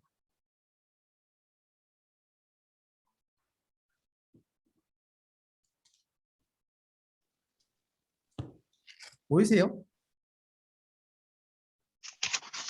그러면서 예수님이 그들에게 하시는 마지막 메시지가 뭐냐면은 이 최후에 이제 이후에 예수님께서 하시는 말씀은 20장 28절입니다. 인자가 온 것은 섬김을 받으려 함이 아니라 도리어 섬기려 하고 자기 목숨을 많은 사람의 대속물로 주려 함이다. 그렇게 이야기하십니다. 뭐 이 당시에 뭐 많은 이야기들이 있었죠. 누가 예수님 옆자리에 앉습니까? 20장 20절에 보시면 한 어머니의 요구가 나오지 않습니까? 이게 제자들의 심정을 그대로 반영한 겁니다. 그대로 반영해서 이 어머니가 설레발치고 있는 거죠. 자, 세베대의 아들의 어머니가 그 아들을 데리고 예수께 와서 절하며 무엇을 구하니 나의 이 두 아들을 주의 나라에 하나는 주의 우편에 하나는 주의 좌편에 앉게며. 자, 이 제자들의 생각에서는 예수님이 올라가시면 분명 높은 자리, 왕의 자리에 앉으실 거야 라는 것을 생각하고 있었던 겁니다. 그렇기에 다른 것 바라보지 않고 예수님이 하는 이야기도 그냥 막 이렇게 흘려들었을 거예요. 흘려듣고 결국에 그들이 예수님은 기독론, 뭐 종말론, 교회론 이야기하시면서 굉장히 자신이 앞으로 겪게 될 일들에 대해서 쫙 나열해서 이야기하시는데 제자들은 그게 들리지 않는 겁니다. 오히려 뭐 생각하고 있습니까? 예루살렘 가신다. 뭔가 있다. 세 번째 유월절에 예루살렘에 가시지 않았는데 이제는 예루살렘으로 가셔가지고 본격적으로 그 왕권을 회복하시고 왕의 일을 하시려는구나. 그렇게 생각합니다. 그러니 얼마나 답답하겠습니까? 그러니 예수님이 그렇게 이야기하는 거예요. 인자가 온 것은 도리어 섬기려 합니다. 섬기려. 너희 다 틀렸다. 제자들 다 틀렸어. 나는 그렇게 해서 온 사람이야. 그렇게 온 예수님이 아니다. 라는 것을 이야기하십니다. 그리고 가버나움 본동리를 일단 들어오시게 됩니다. 그러면서 이제 예루살렘으로 떠날 그 모든 준비들을 하시게 되죠. 여기까지가 오늘 우리가 읽은 우리가 함께 본 내용의 전체적인 스토리입니다. 예수님께서는 예수님의 그 사명을 따라서 쭉 가세요. 쭉 가시는데 그 쭉 가는 가운데에 이 쓸데없이 사람들이 다른 허튼 생각들이 계속 이렇게 끼어드는 겁니다. 오병이어 사건 때도 그렇고 제자들도 그렇고 어떤 잘못된 신앙을 가지고 그 예수님을 바라보고 잘못된 신앙을 통해서 또 예수님을 인식하고 오늘 그 내비게이션입니까? 어성경입니까? 신약 파트에 보니까 뒷페이지에 이런 말씀이 있더라고요. 예수를 믿는데 예수를 모른다? 이런 문구가 딱 있더라고요. 우리가 예수님을 믿는다라면 예수님이 누구신지 아셔야 돼요. 예수님을 모른다면 동일한 현상이 나타날 수밖에 없습니다. 오병이어 같은 현상, 그리고 지금 이 12명의 제자와 같은 현상. 그렇게 이 예수님께서 십자가를 지시고 고난을 받으니까 이 제자들이 어떻게 합니까? 다 떠나가는 거예요. 다 떠나가는 거예요. 그 곁을 다 떠나서 각자의 자리로 가죠. 예수님을 3번 부인하고 그런 떠남의 현상들이 발생하게 되는 겁니다. 왜요? 예수님을 믿지 못했으니까. 어떻게 보면 제자들도 그렇게 듣고 함께 했음에도 불구하고 결론적으로는 예수님을 떠나는 그런 모습을 우리가 발견했다라는 것입니다. 그런데 예수님께서 또 그들을 그냥 버려두지 아니하시고 다시 찾아오셔서 회복시키는 모습도 분명히 있습니다만 십자가까지 우리가 모습을 본다면 이 잘못된 예수님을 잘못 알므로 통하여서 이러한 현상들이 초래한다라는 것. 그런 것들을 우리가 볼 때에 우리의 신앙을 다시 한 번 더 되돌아볼 필요가 있다라는 것입니다. 우리가 예수님을 믿으십니까? 그렇다면 예수님을 어떻게 알고 계시냐라는 거예요. 정말 우리가 예수님께서 하나님의 아들이시고 그 예수님이 우리를 위하여 죽으시고 우리를 사랑하셔서 모든 것을 내어주신 그 성기시러 오신 그분이 예수 그리스도이시다라는 그 사실을 우리가 알고 있냐라는 거예요. 그걸 믿냐라는 거죠. 바른 신앙이 무엇이겠습니까? 여러분. 참된 신앙이 무엇이겠습니까?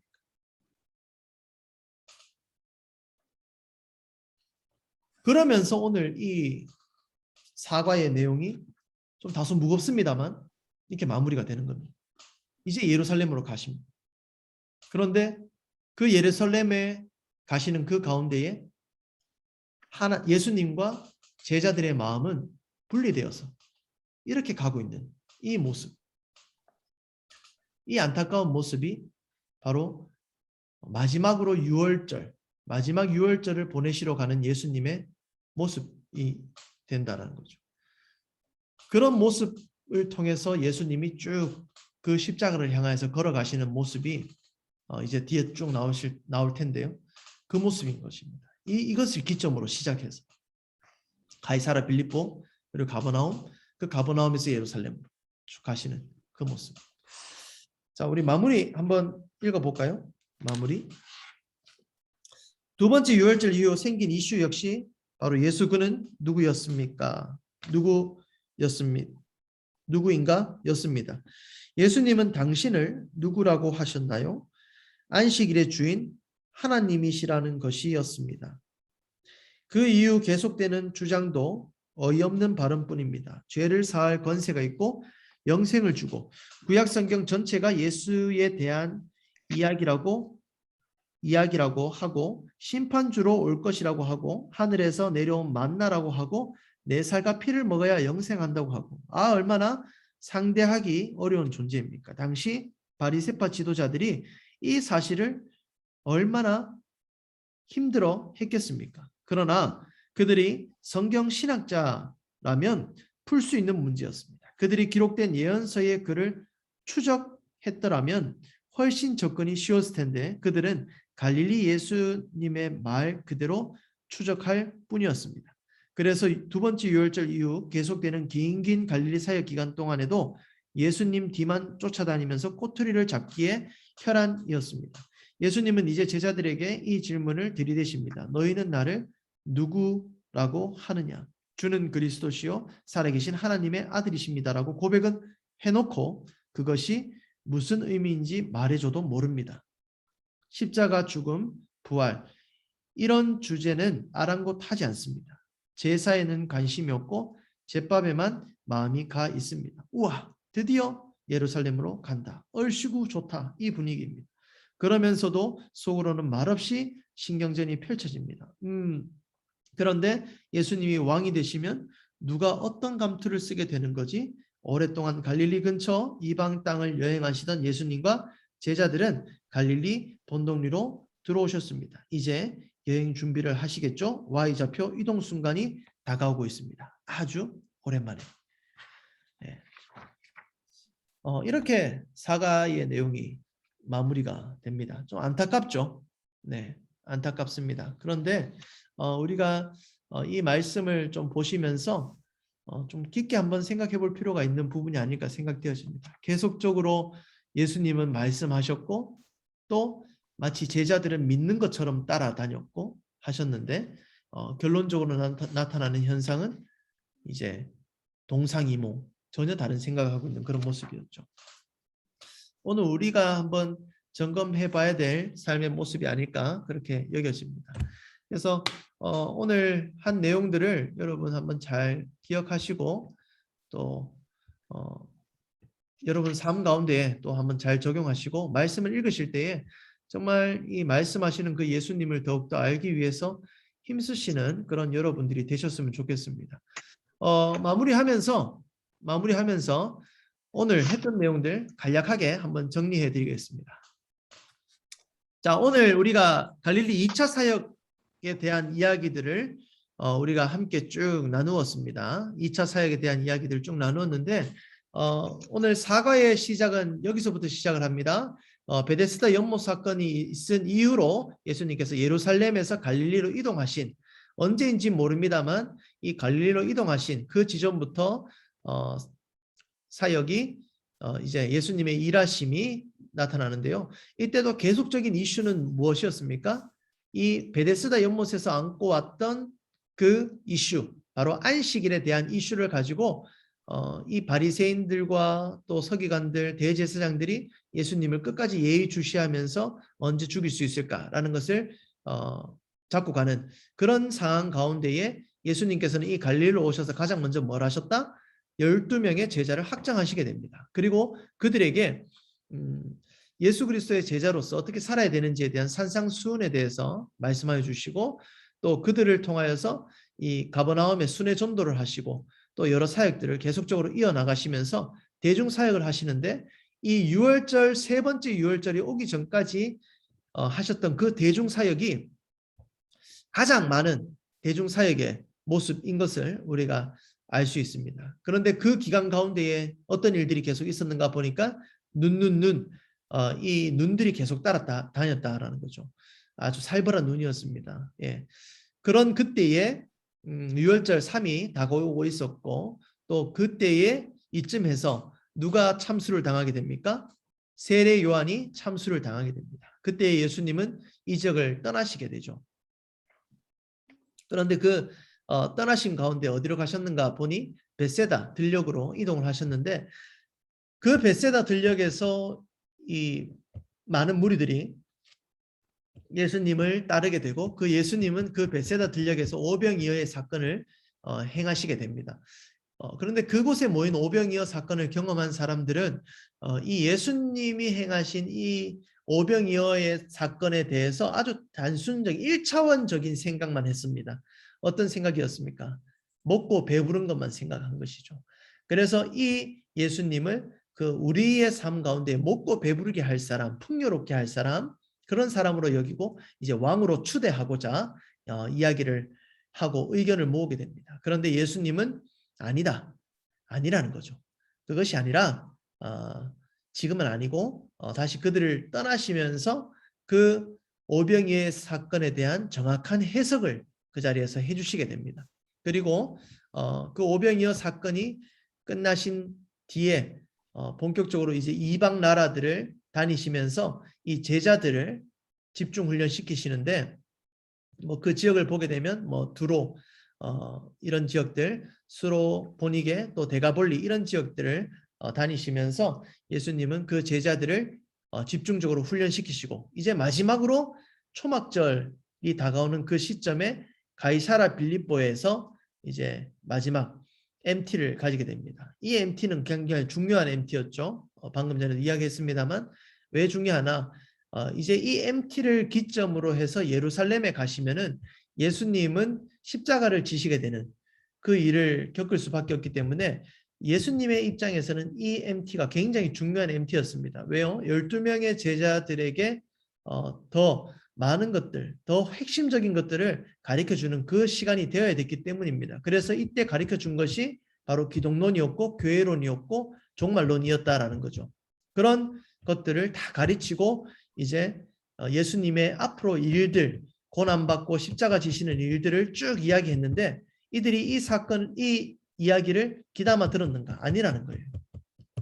전혀 예수님의 그 이야기보다는 다른 생각, 예수님 올라가시네, 우리는 어떤 감투를 쓰게 되는가, 이런 생각들만 하면서 이제 그 예루살렘으로 향하고 있는 그 안타까운 모습을 우리가 마지막으로 보게 됩니다. 이렇게 해서 우리가 그 6월절, 두 번째 6월절이 지난 이후로부터 6월절 3이 지난 초막절까지의 일정들을 우리가 함께 쭉 봤는데요.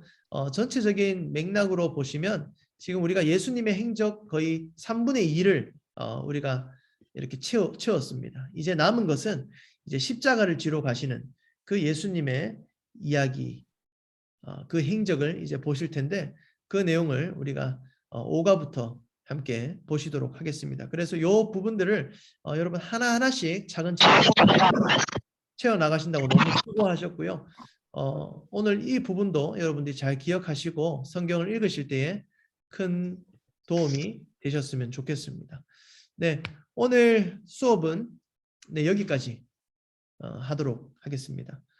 늦은 시간까지 너무 수고하셨습니다. 네, 조금 일찍 마쳤죠. 네, 오늘 내용이 그렇게 긴 내용은 아니었기 때문에 좀 일찍 마쳤는데 이제 다가올 5가 6가가 굉장합니다. 5가 6가가 굉장하니까요. 마음의 준비를 단디 하시고 잘 들어주시길 바라겠습니다. 오늘 좀 다소 무겁게 마친다, 그죠? 네. 이 제자들의 동상이몽 때문에 무겁게 마치는데 우리가 이런 제자들의 모습이 아니기를 또 바랍니다. 예. 참 유익한 시간이었고 또 감사한 시간인 것 같습니다. 우리를 한번 돌아볼 수 있는 그런 시간이었는데 우리 모두가 진짜 예수님을 알아가시면서 더욱더 바른 신앙을 가지고 나아가시는 우리 모든 성도님들 되시기를 간절히 소망합니다. 제가 기도하고 마무리하겠습니다. 하나님 감사합니다. 이 밤에도 저희들 또 듣게 하시고 알게 하시고 말씀을 통하여 깨닫게 하신 하나님의 은혜에 감사함을 드립니다. 하나님, 우리가 주님을 믿는다라고는 하지만 주님을 모르는 그런 참 어리석은 모습들이 우리 안에 있음을 오늘 또한 보게 됩니다.